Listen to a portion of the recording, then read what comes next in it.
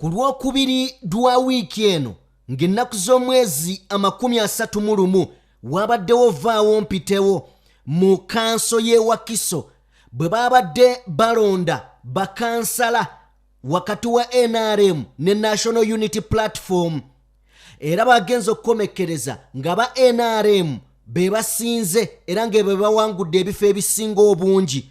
Kino kyajje kansala amanyiddwa nga Segawa Robert mu mbeera bw'atyo n'abaka omuggo n'agenda mu maaso n'okuba ng'asandabula ng'akuba buli gwe yabadde asanga nga tataliza oba wa kibiina ki. Obusungu yabujje ku kino wammanga nti NUP yesinga bakansala mu kanso. Then bwebanga NUP yesinga bakansala mu kanso, dwaki NRM ye yawangudde ebifo byonna? Era ono yawulikise ng'agamba dwaki muli olukwe mu Kyagulanyi eggwanga ng'abantu baafa abalala bali mu makomera ku lwammwe olw'okuwagira mmwe aba NUP kati ate muli mu balyamu nkwe. Kansala ono yavudde mu mbeera. Ampuliriza, nze ng'omuntu ngenda kwogera ku kikolwa ekyakoleddwa kansala, then mbabuulire na lwaki oba oliawo bino byapeninga. Kinajjukirwa nti mu disitulikiti y'e Rubaga bakansala bonna ba NUP ne bwe baatuuka okulonda ebifo eby'enkizo nga bakansala ate balonda ba NRM. Kino kitegeeza ki? Ampuliriza, njagala tulabe akatambi ka kansala ono amanyiddwa nga Segawa, then we tukavaamu nzije ngenda kukubuulira omanye ebyaffe tetusalamu tuwogera ng'ekintu bwe kiri. Munzikirize mikwano gyange nsooke mbabuuzeeko, mwasuzeeyo mutya, musibyeyo mutya, buli omu okusinziira mu nsi gy'oli. Weebale kuwatanya, weebale kunoonya. Mpuliriza, tuli mwezi gwa 11 era njagala kujjukiza nti omwaka tuguggala, tetukyabuza na mwezi oba oliawo okuguwunzika. Kiki kyokoze? Oba oliawo ako nako nja kabaleetera maaso awo nga tuggalawo. Katulaba akatambi kano, wabula tutambula ne Sheikh Ashraf omusomi wa dduwa. Munoonyeko gw'alina ebizibu eby'enjawulo mukwano gwange mu ngeri emu. Wa video yaffe like, genda maaso n'okubeera ng'osubscribinga Munnayuganda ku mukutu guno ogwa DPTV Uganda. Katufune kansala, then nzije tuwongere ebigambo. Wabaddewo vaawo mpitewo mu kulonda abakulembeze b'obukiiko obw'enjawulo ku kanso y'e Wakiso, kyokka oluvannyuma ebifo byonna eby'enkizo biwanguddwa ab'ekibiina kya NRM wadde nga bannakibiina kya NUP be babadde basinga obungi mu kanso eno. Nga ye ssentebe omupya owa komiti eya production. Kino kijje kansala Segawa Robert munnakibiina kya NUP mu mbeera n'atandika okuwenyula bannabwe kibooko nga bw'abalangira okutyobola ekibiina kya NUP.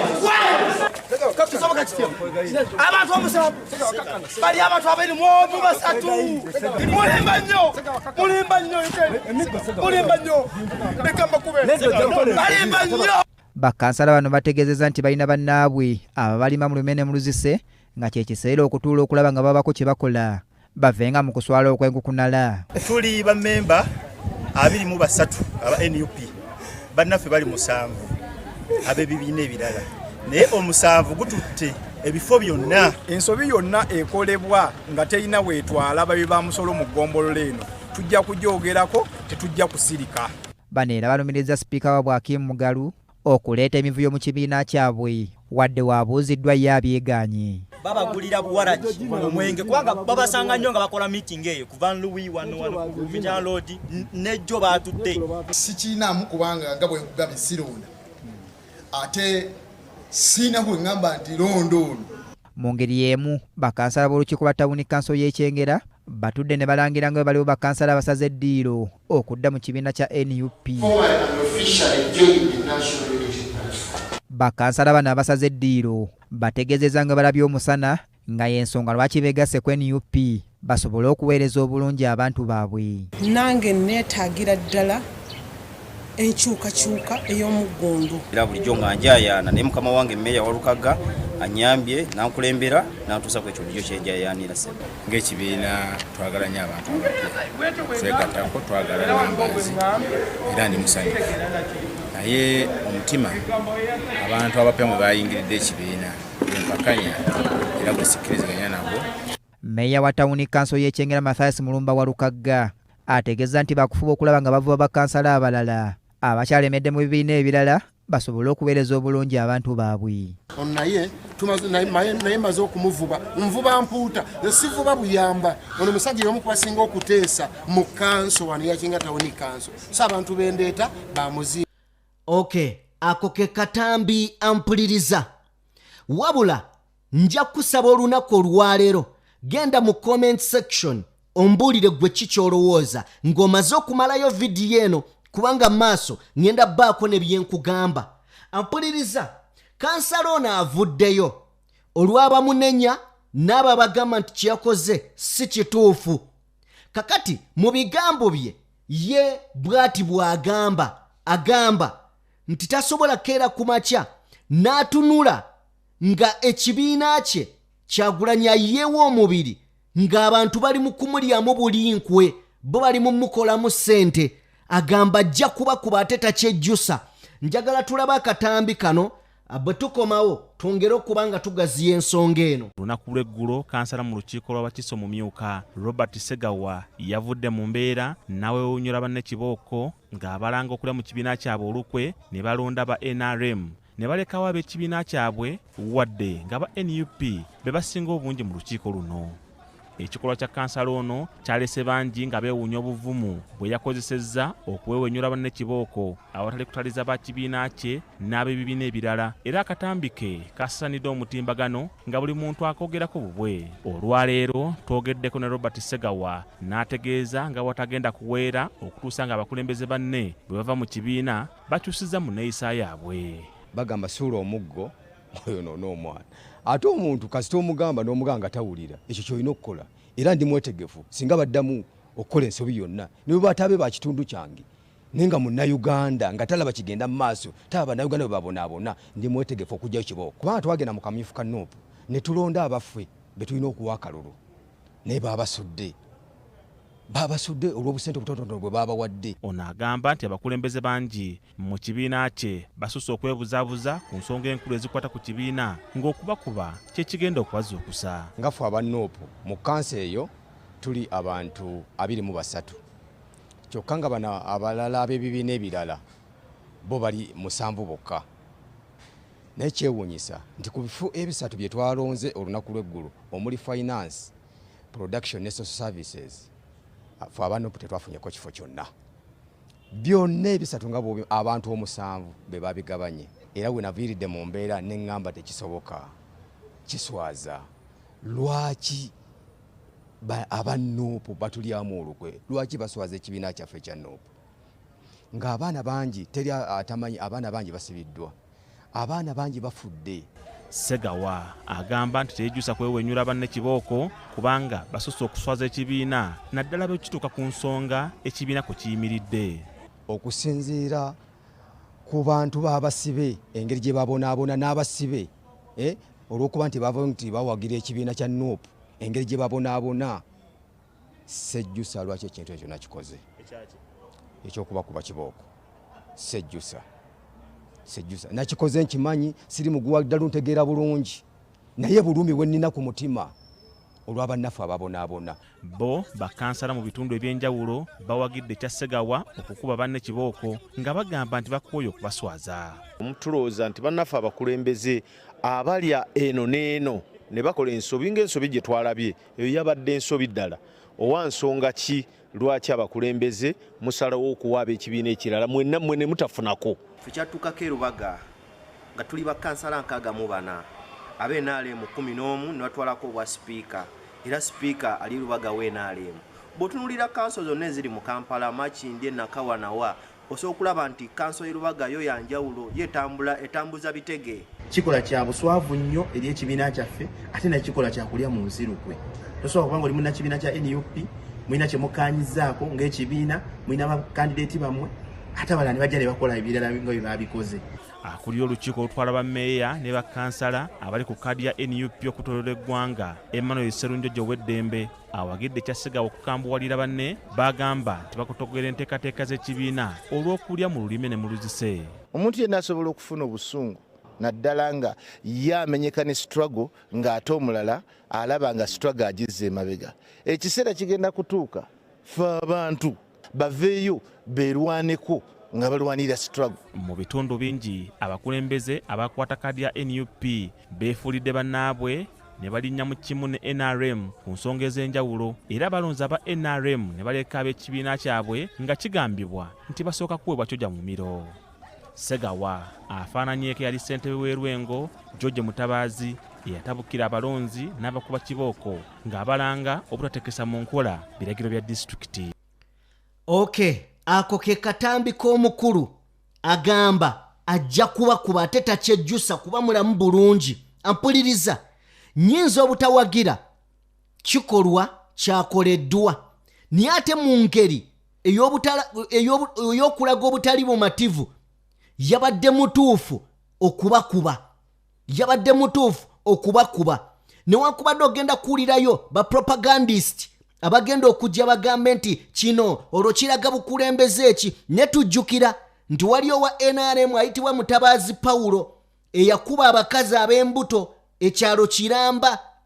Ono yakubye bakansala banne ng'alina n'ensonga lwaki abakuba. Oli yakuba abantu n'abakazi b'embuto. Kati ba propagandist ojja kulya nga bajja bagamba ekibiina ebyo bye kisomesa era bagenda kufunira okwo ka propaganda kaabwe aka wiiki nnamba. Barenwe njagalawo tuveewo. Kye njagala okwogerako kye kino nti okeera ku makya kino Gen.M7 kyakola. Gen.M7 yamanya nti palamenti ye muyisizaawo buli kimu n'asooka apiika asala ne bu disitulikiti obutalina makulu nga kalimu ennyumba 2,000 nga tekawezaamu bantu yadde mutwalo n'agifuula disitulikiti nnamba asobole okuweza abawaka mu palamenti. Lwaki? Kubanga palamenti is just a number of people. Nti woba olina kyoyagala okuyisaawo weetaaga nnamba eyo n'agifuna. Kakati nga president oba Gen.M7 ali wakati mu kunyigiriza bannayuganda ng'akozesa palamenti gye yateeka abantu be kubanga yasingayo obungi nga wano NUP wansi ku leve ey'owansi mmwe mwawangula wonna mwandibadde nammwe mussa kimu nga kitole at least wansi ne mufunzaawo ebyowansi ne biba nga byammwe. Okitegedde nga mmwe mutegeererawo. Naye kaakati ababaka ba NUP abamu okusinziira mu bitundu ebyenjawulo Lubaga kati ne Wakiso yiyo Lubaga yo yonna kumpi yalonda NUP wansi ku bakansala. Naye bwe batuuka okulonda mu kanso ate bennyini aba NUP mu kanso balonda ba NRM okulemberamu. Kitegeeza balya mu kibiina olukwe. Kakati noono kansala Ssegawa ekyamukubiza abantu kibooko bwe busungu. Ampuliriza, nzize mbagamba nti omuntu ng'amanyi, omuntu ng'alumirirwa ekintu asobola okuva mu nsi nga tafunye essanyu. Lwaki? Nti ebintu endaba gy'abirabamu eba ndala n'abo abaagala obwagaza ensimbi. Just like nga bwe nabagamba nga tugenda mu kalulu ka Kenya aka William Ruto ne mbagamba nti omusuubuzi kibi nnyo okujja okufuga ensi kubanga tabeerangako na interest za nsi era yajja tunulira bya busuubuzi. Bw'otunuulira olunaku olwaleero nti Starbucks yesinga okubeera ennene mu kampuni z'amafuta wano mu Uganda ezimbye buli wamu ne Starbucks yani ya William Ruto ye yajja mu bya busuubuzi sikolera Kenya. Kyovola ndowooza Gen.M7 yamuwa n'akatabo asomemu ayiga engeri gy'ajja okufugamu manda Kenya. Mu kiseera kino ebintu abyonoonye ayagala kujja komo ku bisanja egirimiti naye yooyo. Kati okwegendereza kubeerawo bakansala bano ng'olwayo omuganyi okukkaanya ekimu ku wano ku primary level wansi wano ddala bwe munaatuuka agulu kinaabeera kitya. Njagala mujjukire mwe bakansala nti abantu abafudde NUP okufuuka NUP bayitirivu naye bo bafudde oluusi n'abamu bamativu nti oba oliawo ekibiina kyabwe bakiwadde abantu ab'omuzinzi nti bo bawaddeyo obulamu bwabwe ku lwammwe mwe abatuddeyo mu bufoofufu obwo. Kati bwe muba mufiiridde emitwalo kubanga gwe kansala kati kansala bagenda kuwa obukadde obubiri tebasobola era bajja kuwa mitwalo bakusuubize n'ebyekisirwawo. Kakati bwe muba mmwe mulidde ku primary level kati ate waggulu wali mmwe mulowooza bakama bammwe bwe banaaba batuusa okulya bo banaalya kyenkana ki? Muganya okukkiriza n'okuwulira bannayuganda nti baabeesiga. Ensonga lwaki baabeesiga temwesimbawo mwekka, mwesimbawo n'aba NRM bannayuganda ne balonda mmwe. Okulonda mmwe kitegeeza mmwe bwe bakkiririza bali tebakyabeetaaga. Kati oddidde obuyinza obukuweereddwa abantu abakulonze ate obwazise si obwazise obutunze eri omuntu gwe bataagalira ddala.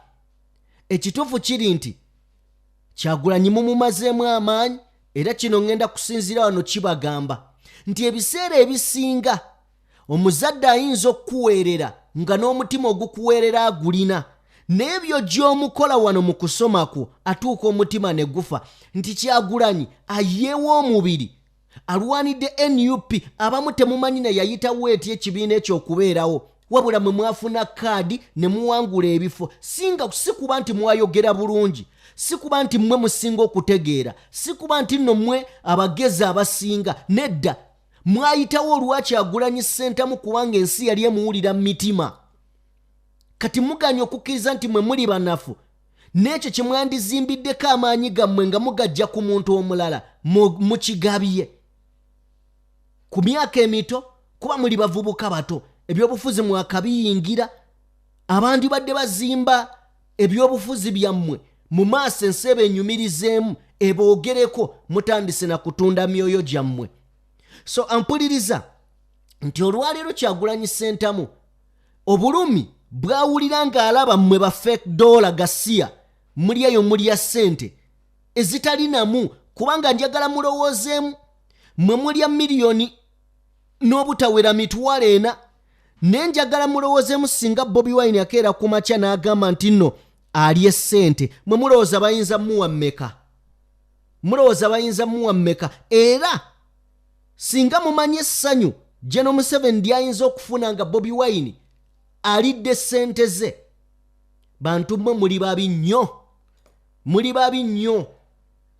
So kale bwe tutyo bwe tutambudde njagala kubeebazaako mwenna gye musinzira okubanga mutugoberera abali mu bitundu by'ensi eby'enjawulo. Tutambula ne Sheikh Ashraf omusomi wa dduwa munoonyeeko gw'alina ebizibu eby'enjawulo muganda wange munoonyeeko asobole okuba nga akuyamba. Omukutu oli ku DPTV Uganda and of course yenze Sajjime abeerawo okugaziyiza ekifaananyi n'okuba nga ate oba oliawo nkutuusaako eby'enjawulo. Mbadde mbagambye obbagambayo akantu kano twatandika omwaka guno gwennyini gwe tulimu twagutandika nga 1 January era omwaka guno gwennyini bwe twali tugutandika bangi twesuubiza ebintu bingi bye twagala okukola okutuukako ne bye twagala okubeera era twatandika enteekateeka newankubadde abamu tebaatandika nga balinda bagamba bakyalina ekiseera. Bw'oba olina ky'ogenda okukola mu mwaka kitandike ku lunaku lwennyini nga lumu nga gutandika. Gwe wenna alina ky'okoze mu mwaka guno yisa engalo mu maaso weebaze Mukama Katonda. Wabula gwe atalina kye waakoze mu mwaka guno toggwamu maanyi ne ku last minute osobola okubaako ky'ofuna neera bwe kiba kigaanye toggwamu amaanyi. Seetinga omwaka ogujja omanye nti bino byenjagala mpuliriza wano owulirizaawo. Bw'omala okumanya ebintu by'oyagala mu mwaka kola kino lwana nnyo osookeko kimu okiguse. Bw'onaayagala ng'oyagala ebintu 3 n'oyagala obitwala omulundi gumu era n'ogujja gujja kuggwako nga tewali kyokoze n'eki. Kati lwana ogambe nti njagala kino guno omwaka okikole okole ekyo ekisooka bw'okiggusa bw'oti tandika ekyokubiri ne bwe kinaagaana ojja kumanya mu guno omwaka nkozeemu kino ate ekyokubiri okitandikireko ogujja n'ekyokusatu wekirijjira y'entambuza y'obulamu. Dwaki nkugamba bwe ntyo nti bala emyaka gy'omaze ng'okola nga tolina ky'okozeemu naye ng'owambagatana n'ebintu bingi ebyo ebingi bizibu okutuusa ne bw'okwata ekimu n'okituusa n'odda n'ono n'ekirala ojja kussa envula era byonna ojja bimalawo naye ojja kuwambagatana n'ebingi byonna bikulemerera okusitula omwaka guggweko nga tolina ky'okoze. Yanze Sajjime atakuumira mpeera abankuumire mbaagala nnyo Mukama abankuumire. Peace.